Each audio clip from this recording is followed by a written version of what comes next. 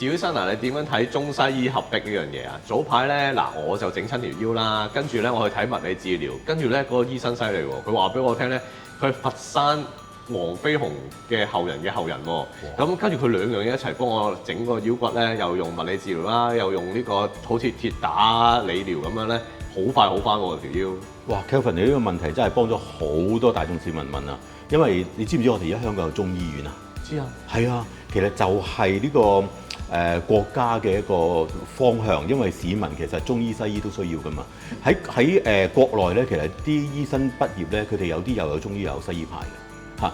香港咧就分開嘅，咁所以你去嗰個唔出奇㗎，可能佢本身又識西醫，本身又係阿黃飛鴻嘅後人。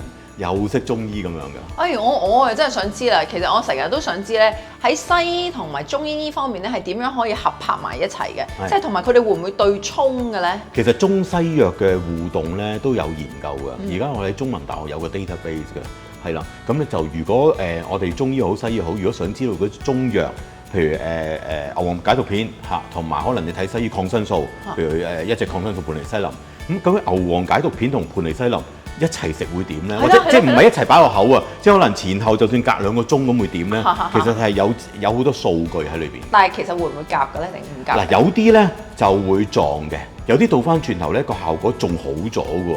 即係譬如我哋而家搞中西醫協作或者係結合咧，其實嗰兩件事咧，其實就係正可能有啲專病，有啲專病譬如癌症啊、痛症啊嗰啲咧，其實好多醫學證據嘅。咁以癌病為例啦，正就係癌病嘅病人，其實佢哋西藥嗰度咧，其實有好多時用咗中藥咧，個效果仲會好咗。我就平時成日咧去，我兩邊都會睇嘅。我有時咧可能一個可能咳啊或者咩咧，咁我想快啲好咧，我就睇西醫。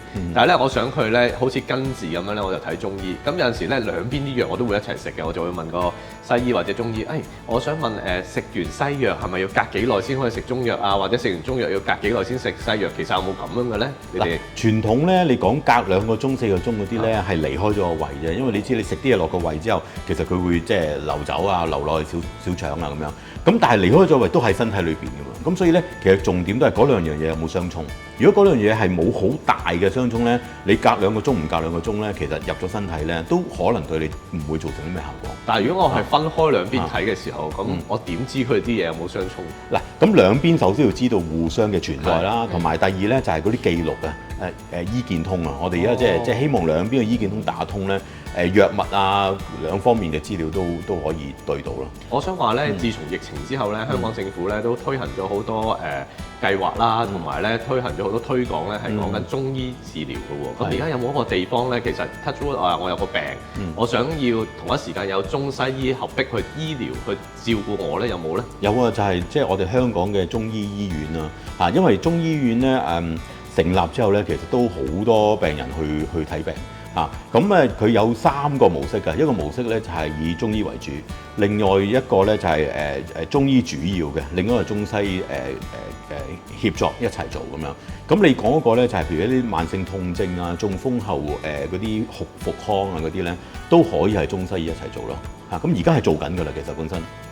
我又想知喎，譬如平時啦，即係一般香港人咧咩甲流啊，或者啲感冒咧咩好辛苦啊，我想快啲好咧，咁我就會選擇去睇西醫啦，因為啲西醫係用啲晚藥啦，咁啊2、3日、4日就好啦。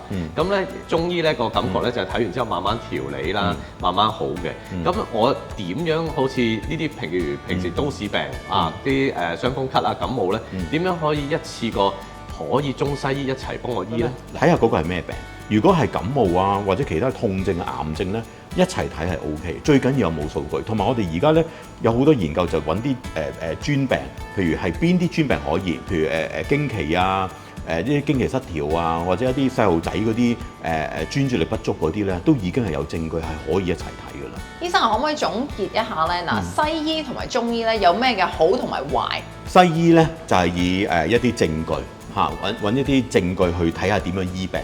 中醫咧辨證論治 ，OK， 咁就係打脈睇條脷，睇個體質，咁佢用緊嗰個模式唔同啊，用嘅藥都唔同啊。西藥咧症狀或者睇下如果係傳染性嘅就醫啲細菌，癌症嘅咧就睇基因嘅一啲對症嘅 target therapy。中醫唔係，中醫真係全部搞體質，咁所以大家嘅好處就好清晰嘅。理論性針對性嘅。如果你問唔好處咧，可能譬如西藥，咁西藥實有機會有副作用，咁爭在嗰個副作用發唔發生喺嗰個人身上邊？因為譬如你食一個藥同阿芝玲你食一個藥，可能完全唔同嘅，可能你食抗生素屙嘔到不得了，但係你就可能完全冇嘢，好舒服嘅喎，咁都係要睇下身體個反應。中藥一模一樣嘅，都係有機會有呢個現象咯。咁我明啦。總之咧，每個人嘅體質都唔同嘅，咁所以咧，如果去睇醫生之前，其實咧我哋都係鼓勵咧，先睇咗個專業醫生先，跟住咧以佢嘅專業嘅意見咧，再去判斷咧究竟個病係要點樣醫嘅。記住，之嚟一人一家庭醫生，呢個家庭醫生係中醫加西醫，AI 輔助嘅啫。OK。